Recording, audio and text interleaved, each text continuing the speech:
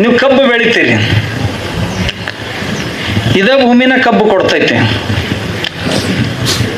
ಈಗ ನಾವು ಬೆಳೀತಿರೋದಕ್ಕಿಂತಲೂ ಇನ್ನೂ ಚಲೋ ಬೆಳೆಯಕ್ಕೆ ಸಾಧ್ಯ ಐತಿ. ಆ ಹೊಲಕ್ಕೆ ಏನೂ ಮಾಡ್ಲಾರ್ದ ಮುಂಜಾನೆ ಸಂಜೆಕ ಸೈಕಲ್ ಮೀಟರ್ ಮ್ಯಾಗ ಹೋಗವ, ಹಿಂಗೇನು ಹಚ್ಚಿ ಬಂದಾನ, ನೀರು ತಿರುಗಿ ಬಂದಾನ, ಹೋಗಿ ಬದುವಿನ ಮ್ಯಾಗ ನಿಂತು ದೊಡ್ಡ ಕಲ್ಲು ಹೋಗದ ಡಮ್ ಅಂತಂದ್ರೆ ಮುಟ್ಟೈತಂತಾನ, ಇರ್ಲಿಲ್ಲ ಅಂದ್ರೆ ಇನ್ನೊಂದಿಟ್ಟು ಹೋಗ್ಲೇಳಂತಾನ. ಮನಿಗೆ ಬಂದವನ ಕಬ್ಬು ಗಡ್ಯಾಕ ಹೋಗವ ಅಂದಾಗ ಇವನ್ ಕೈಯಾಗ ಅದು ಕಿಮ್ಮತ್ತಿಂದ ಆದರೂ ಸಹಿತ 60-70 ಟನ್ ಕೊಡ್ತೈತದ. ಇದನ್ನ ನೀವು ಸಾಲಿನಿಂದ ಸಾಲಿಗೆ 10 ಫೂಟ್ ಬಿಡ್ರಿ, ಕಬ್ಬಿನ ಕಣ್ಣಿನಿಂದ ಕಣ್ಣಿಗೆ ಒಂದು ಬೀಜದಿಂದ ಮತ್ತೊಂದು ಬೀಜಕ್ಕೆ ಕನಿಷ್ಠ 2 ಫೂಟ್ ಬಿಡ್ರಿ.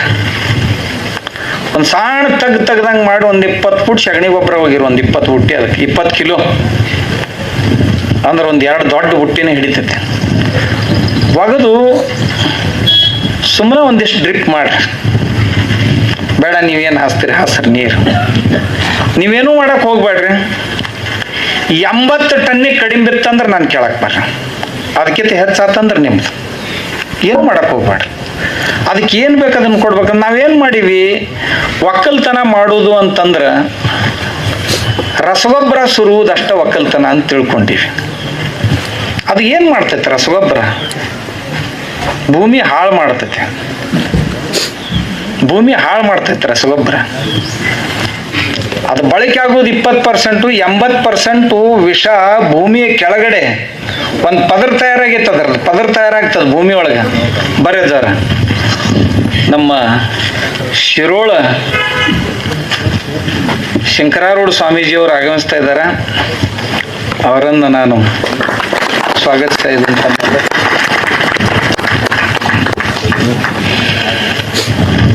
20% ಮಾತ್ರ ಅದು ಬಳಸ್ತೈತೆ. ನಮ್ಮ ಬೆಳೆ ಅನ್ನ ಯಾವುದು?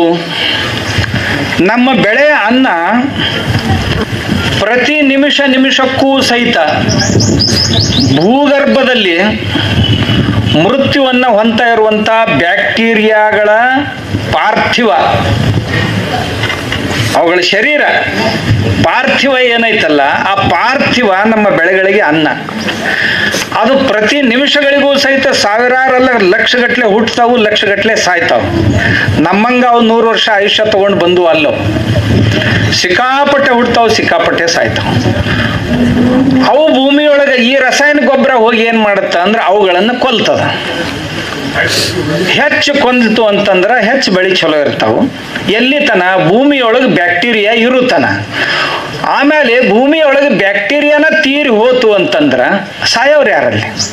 ಅವುಗಳ ಪಾರ್ಥಿವ ಶರೀರ ಸಿಗುದು ಯಾರಿಗೆ? ಸಿಗುವುದೇ ಇಲ್ಲ. ಇವತ್ತು ಪರಿಸ್ಥಿತಿ ಏನಾಗೈತಿ ಅಂದ್ರೆ ಇದೇ ಆಗೈತಿ. ಭೂಮಿಯೊಳಗಿರುವಂಥ ಜೀವಾಣುಗಳೆಲ್ಲ ತೀರ್ತಾ ಬಂದಿವೆ. ಅದರ ಪರಿಣಾಮವಾಗಿ ಭೂಮಿಯಲ್ಲಿ ಸಾಯಿಲ್ ಕಾರ್ಬನ್ ಅಂತ ಏನಂತೀವಿ, ಸಾವಯವ ಇಂಗಾಲ ಅಂದ್ರೆ ಏನು? ಸಾವಯವ ಇಂಗಾಲ ಅಂತಂದ್ರೆ ಮಣ್ಣಿನಲ್ಲಿ ನೀರು, ಗಾಳಿ, ಗೊಬ್ಬರಗಳನ್ನ ಹಿಡಿದಿಡುವಂಥ ಸಾಮರ್ಥ್ಯ. ಒಂದಿಷ್ಟು ಮಣ್ಣು ತಗೋಬೇಕು, ಅದ್ರೊಳಗೆ ನೀರು ಹಾಕಿ ನೋಡ್ರಿ ಎಷ್ಟು ನೀರು ಹಿಡಿತೈತೆ ಅದು. ಆಮ್ಯಾಗ ಹರಿಲಾಕತ್ತಂತಂದ್ರೆ ಬಿಟ್ಬಿಡ್ರಿ. ಇದು ಒಂದು ಕಿಲೋ ಮಣ್ಣು ತಗೊಂಡಿದ್ದೆ, ಅದ್ರೊಳಗೆ ಒಂದು ಅರ್ಧ ಲೀಟ್ರ್ ಅಥವಾ 1 ಲೀಟ್ರ್ ನೀರು ಸುರಿವಿದೆ, ಅದು ಎಷ್ಟು ಹಿಡಿತೈತೆ ನೋಡ್ರಿ ಸಾಮಾನ್ಯ ಹೊಲದೊಳಗಿಂದು. ಇನ್ನೊಂದು ಸಾವಯವ ಇಂಗಾಲ ಚಲೋ ಯಾವ ಹೊಲದಾಗ ಐತಿ ಅಂದ್ರೆ ಸಾಯಿಲ್ ಕಾರ್ಬನ್, ಹ್ಯೂಮಸ್ ಅಂತ ಯಾವ್ದಕ್ಕೆ ಇಂಗ್ಲೀಷ್ನೊಳಗೆ ಕರಿತೀವಿ, ಅದು ಯಾವ ಹೊಲದಾಗ ಚಲೋ ಐತಿ ಅದರದ್ದು 1 ಕಿಲೋ ಮಣ್ಣು ತಗೋರಿ, ಅದ್ರೊಳಗೂ ನೀರು ಹಾಕ್ರಿ, ಅದು ಎಷ್ಟು ಲೀಟ್ರ್ ನೀರು ಹಿಡಿತೈತೆ ನೋಡ್ರಿ. ಅದು ಸುಮಾರು ಇದ್ರ 2 ಪಟ್ಟು 3 ಪಟ್ಟು ಹಿಡಿತೈತೆ. ಈ 30 ವರ್ಷದ ಹಿಂದೆ ನಮ್ಮ ನಾಡಿನೊಳಗೆ ಕಾರ್ಬನ್ ಎಷ್ಟಿತ್ತು? ಸಾಯಿಲ್ ಕಾರ್ಬನ್ ಅಂದ್ರೆ ಆರ್ಗ್ಯಾನಿಕ್ ಸಾಯಿಲ್ ಕಾರ್ಬನ್ ಎಷ್ಟಿತ್ತು ಅಂತಂದ್ರೆ 3% ಇತ್ತು. ಈ 30 ವರ್ಷದಲ್ಲಿ ಅದು ಎಲ್ಲಿಗೆ ಬಂದೈತಿ ಅಂದ್ರೆ 0.2% ಬಂದೈತಿ. ಇದ್ರೊಳಗಿಂದಿಷ್ಟು ಬಿದ್ದು ಹೋತು ಅಂತಂದ್ರೆ ಈ ಭೂಮಿ ಎಲ್ಲ ಬಂಡೆ ಆಕೈತಿ. ಯಾಕಂತಂದ್ರೆ ಭೂಮಿಯೊಳಗ ಹವಾ ತಗೊಳ್ಳೋ ಸಾಮರ್ಥ್ಯ ಉಳಿದಿಲ್ಲ. ಭೂಮಿಗೆ ಉಸಿರಾಟ ಆಡಿಸುವಂತ ಸಾಮರ್ಥ್ಯ ಉಳಿದಿಲ್ಲ. ಭೂಮಿಯೊಳಗೆ ಜೀವಾಣು ಅದಾವಂದಾಗ ಆ ಜೀವಾಣುಗಳ ಉಸಿರಾಟಕ್ಕೆ ಹವಾ ಹೋಗ್ಬೇಕಲ್ಲ ಕೆಳಗೆ, ಗಾಳಿ ಹೋಗ್ಬೇಕಲ್ಲ ಕೆಳಗ.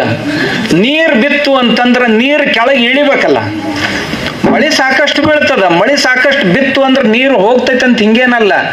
ಮಳೆ ಎಷ್ಟು ಬಿದ್ದರೂ ಸಹಿತ ಭೂಮಿಯೊಳಗಿನ ನೀರಿನ ಮಟ್ಟ, ಅಂತರ್ಗತ ಜಲಮಟ್ಟ ಮ್ಯಾಗ ಏರ್ತಾ ಇಲ್ಲ. ಯಾಕಂತಂದ್ರೆ ಬಿದ್ದ ನೀರು ಹರ್ಕೊಂಡು ಹೋಗ್ತೈತೆ ಹೊರತು ಕೆಳಗೆ ಇಳಿತಾ ಇಲ್ಲ. ಯಾಕೆ ಇಳಿತಾ ಇಲ್ಲ ಅಂದ್ರೆ ಭೂಮಿ ಎಲ್ಲ ಕಾಂಪ್ಯಾಕ್ಟ್ ಆಗಿಬಿಟ್ಟೈತೆ, ಗಟ್ಟಿಯಾಗೈತಿ, ಭಾಳ ಗಟ್ಟಿಯಾಗೈತಿ. ಎದರಿಂದ ಗಟ್ಟಿಯಾಗೈತಿ ಅಂದ್ರೆ ನಾವು ರಸಗೊಬ್ಬರಗಳನ್ನು ಏನು ಬಳಸ್ತೀವಲ್ಲ, ಆ ರಸಗೊಬ್ಬರಗಳು ಮಣ್ಣಿನಲ್ಲಿರುವಂಥ ಜೀವಾಣುಗಳನ್ನು ತೀರಿಸಿ ಆ ರಸಗೊಬ್ಬರಗಳ ವಿಷದ ಒಂದು ಪದರ ಕೆಳಗೆ ತಯಾರಾಗೈತಿ. ಏನೇ ಮಳೆ ಬೀಳಲಿ, ನೀವು ನೀರು ಹಾಸಿದ್ರಿ ಅಂತಂದ್ರೆ ಆ ನೀರು ಆ ಭೂಮಿಯ ಕೆಳಗಿರುವಂಥ ವಿಷ ತಗೊಂಡು ಬೋರ್ನೊಳಗೆ ಹೋಗ್ತದ, ಕೆರೆಗಳಿಗೆ ಹೋಗ್ತದ, ಬಾವಿಗಳಿಗೆ ಹೋಗ್ತದ, ಹೊಳೆಗಳಿಗೆ ಹೋಗ್ತದ. ಕಾಣಾಕ್ ನೀರು ಬೆಳ್ಳಗೆ ಚಂದಗ ಕಂಡ್ರು ಸಹಿತ ಅದು ಕುಡಿಯೋದಕ್ಕೆ ಯೋಗ್ಯ ನೀರು ಇರುವುದಿಲ್ಲ. ಬೇಕಾದ ಊರಾಗ ನೀವು ಟೆಸ್ಟ್ ಮಾಡಿಸ್ರಿ, ನಿಮ್ಮ ಊರಾಗ ನೀರು ಕುಡಿಲಿಕ್ಕೆ ಯೋಗ್ಯ ಇರ್ಲಿಕ್ಕೆ ಸಾಧ್ಯವೇ ಇಲ್ಲ. ಮತ್ತು ಚಲೋ ಇಲ್ಲ ಅಂತ ತಿಳ್ಕೊಂಡು ನಾವೇನು ಮಾಡ್ತೀವಿ, ಮತ್ತು ಆ ನೀರನ್ನು RO ಪ್ಲ್ಯಾಂಟಿಗೆ ಹಾಕ್ತೀವಿ. RO ಪ್ಲ್ಯಾಂಟ್ನಿಂದ ಬಂದಂಥ ನೀರು ಅದನ್ನು ದನ ಸಹಿತ ಕುಡಿಬಾರ್ದು. ಇವೇನು ಬಾಟಲ್ದಾಗ ಅದಾವಲ್ಲ ಇವು, ಈ ನೀರು RO ವಾಟರ್ ಇದು. ಈ ನೀರಿನೊಳಗೆ ಖನಿಜ 1% ಸಹಿತ ಇಲ್ಲ. ಇದ್ರ TDS 300 ತನಕ ತೊಗೊಂಡು ಹೋಗ್ಯಾರ. ಇದು 300 ತನಕ TDS ಹೋಯ್ತು ಅಂದ್ರೆ ನೀರು ಕುಡಿಯಕ್ಕೆ ರುಚಿ ಆಗ್ತದ, ಇದು ನೀರು ಕುಡಿಲಕ್ಕೆ ರುಚಿ ಆಗ್ತದ. 150 ಮೇಲ್ಪಟ್ಟು ಹೋತು ಅಂತಂದ್ರ ಈ ಬಾಟಲ್ ಇದ್ರಗೂಡ ಮೆಲ್ಲಕ ಕರಗೋ ಪ್ರಕ್ರಿಯೆ ಶುರು ಆಗ್ತದ. ಈ ಪ್ಲಾಸ್ಟಿಕ್ ಐತಲ್ಲ, ಇದ್ರ TDS 150 ದಾಟ್ತು ಅಂತಂದ್ರೆ ಈ ಪ್ಲಾಸ್ಟಿಕ್ ಅದ್ರ ಜೊತೆ ಸೇರ್ಲಕ್ಕೆ ಶುರು ಮಾಡ್ತದ. ಆ ನೀರನ್ನು ನಾವು ಕುಡಿತೀವಿ. ನಿಮಗೆ ಬೇಕಂದ್ರೆ ಟೆಸ್ಟ್ ಮಾಡ್ಬೇಕು ಅನ್ಸಿತ್ತು ಅಂತಂದ್ರೆ ಒಂದು ಬಲ್ಬ್ ತೊಗೊಂಡು ಬರ್ರಿ, ಒಂದು ವೈರ್ ಡೈರೆಕ್ಟ್ ಇಡ್ರಿ, 2 ವೈರ್ಗಳನ್ನ ಇದ್ರೊಳಗೆ ಹಾಕ್ರಿ, ಬಲ್ಬ್ ಹತ್ತೈತಂದು ನೋಡ್ರಿ. ಹತ್ತೋದಿಲ್ಲ ಬಲ್ಬ ಈ ನೀರಿಗೆ. ಯಾಕೆ ಹತ್ತೋದಿಲ್ಲ ಅಂದ್ರೆ ಇದ್ರೊಳಗೆ ಯಾವುದೇ ಮಿನರಲ್ಸ್ ಇಲ್ಲ.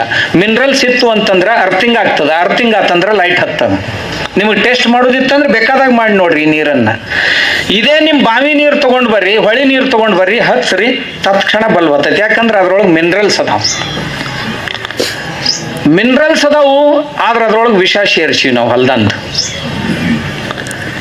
ಈ ಸ್ಥಿತಿ ಆಗೈತಿ ಇವತ್ತು ನಮ್ದು. ಈ ನೀರು ಏನು ಕುಡಿತೀವಲ್ಲ, ಈ ನೀರು ಕುಡಿದ್ರಿಂದ, ಈ ಬಾಟಲ್ದ ನೀರು ಐತಲ್ಲ, ಎಲ್ಲರೂ ಇದನ್ನ ಕುಡ್ಲಿಕ್ಕೆ ಇಚ್ಛೆ ಪಡ್ತೀವಿ. ನಮಗೂ ತಂದು ಕುಡ್ಲಿ ಇದನ್ನ ಕೊಡ್ತಾರೆ. ನಾವು ಯಾವ್ದನ್ನ ಬ್ಯಾಡೋ ಅಂತ ಬಂದಿರ್ತೀವಲ್ಲ, ನಮ್ಮ ಪಾಲಿಗೆ ಅದೇ ಬರ್ತೈತಿ. ಯಾರ ಮನ್ಯಾಗ ಹೋದ್ರು ಬಾಟ್ಲಿ ಅಂತ ತೆಗೆದು ಮತ್ತೆ ತಂಬಿಗಾಗ ಹಾಕಿ ಅದನ್ನ ಕೊಟ್ಟಿರ್ತಾರೆ. ನಾವು ಯಾವ್ದನ್ನ ಬ್ಯಾಡೋ ದೇವ್ರ ಅಂತ ಅವ್ನು ಪ್ರಾರ್ಥನೆ ಮಾಡಿ ಮನ್ಯಾಗ ಬಂದಿರ್ತೀವಿ, ಅದೇ ನಮ್ಮ ಪಾಲಿಗೆ ಬಂದಿರ್ತೈತಿ. ಇನ್ನು ಮತ್ತೆ ಏನರ ಅಂದೀವಿ ಅಂದ್ರೆ ಮನೆಯವ್ರಿಗೆ ಮನಸ್ಸಿಗೆ ಹತ್ತಿತ್ತು ಅಂತ ತಿಳ್ಕೊಂಡು ಆ ವಿಷ ಕುಡ್ದು ಹೋಗ್ತೀವಿ ನಾವು. ಈ ನೀರು ಏನೈತಲ್ಲ, ಈ ನೀರು ದಿನ ಕುಡೀರಿ, ತಲೆ ಮ್ಯಾಗ ಒಂದು ಕೂದಲು ಉಳಿದಿಲ್ಲ ಕೆಲವು ವರ್ಷದ ನಂತರ. ಈ ಬಾಟ್ಲಿ ನೀರು, ಈ ನೀರು ದಿನ ಕುಡೀರಿ ನೀವು, ಕೂದಲು ತಾನ ಬಿಸ್ತಾವ. ಈ ನೀರು ದಿನ ಕುಡಿದ್ರಿ ಅಂದ್ರೆ ನಿಮ್ಮ ಮೈಯೊಳಗಿನ ಎಲು ಅದಾವಲ್ಲ, ಈ ಎಲುವುಗಳು ಹೋಗೋಗ್ತಾ ಹಿಂಗೆ ಯಾರ ಹಾದ್ರಂದ್ರೆ ಸಹಿತ ಮುರಿತಾವ ಕೆಲವು ವರ್ಷದ ನಂತರ. ಹಿಂಗೆ ಎಡಿವಿದ್ರಂದ್ರೆ ಕಾಲ ಮುರಿತಾವ, ಬಿದ್ರಂದ್ರಂತೂ ಏನು ಉಳಿಯಂಗಿಲ್ಲ, ಎಲ್ಲ ತುಕಡಿನ ಹಾಕಾವ. ನಮಗರ ಈ ನೀರು 20 ರೂಪಾಯಿ ಕೊಟ್ಟು ತರ್ತೀವಿ, ಭಾಳ ಚಲೋ ಅನ್ನಿಸ್ತೈತಿ. ಇದರಿಂದ ಎಲ್ಲ ಜಡ್ ಹೋದು ನೋಡ್ರಿ ನಮ್ಮ ಊರಾಗಂತೀವಿ. ಹೋಗ್ಯಾವ ಸಣ್ಣ ಸಣ್ಣ ಜಡ್ಡ, ಆದ್ರೆ ಏನು ಬರ್ತೈತಲ್ಲ ದೊಡ್ಡದು, ಅದು ತಗೊಂಡ ಹೋಗ್ತೈತೆ. ಸಣ್ಣ ಸಣ್ಣ ಜಡ್ ಹೋಗ್ತಾವ, ಅದು ಸೈಂಟಿಸ್ಟ್ಗಳಿಗೆ ಗೊತ್ತೈತಿ. ನಾನು ಬಹಳ ಜನ ಸೈಂಟಿಸ್ಟ್ಗಳಿಗೆ ಕೇಳಿದೆ, ಇದನ್ನ 100 ಕೆಳಗೆ ಇಡ್ಲಕ್ಕೆ ಸಾಧ್ಯ ಐತೆ ನಿಮ್ಗೆ ಅಂತೆ. ಅವ್ರಂತ 100 ಕೆಳಗಿಟ್ಟು ಒಂದು ರುಚಿ ಕಡಿಮೆ ಆಕತಿ, ಯಾರು ಖರೀದಿ ಮಾಡಂಗಿಲ್ರಿ ಅವನ್ನ. ಜನರಿಗೆ ತಮ್ಮ ಆರೋಗ್ಯಕ್ಕಿಂತಲೂ ರುಚಿ ಬಹಳ ಮಹತ್ವದ್ದಾಗೈತೆ.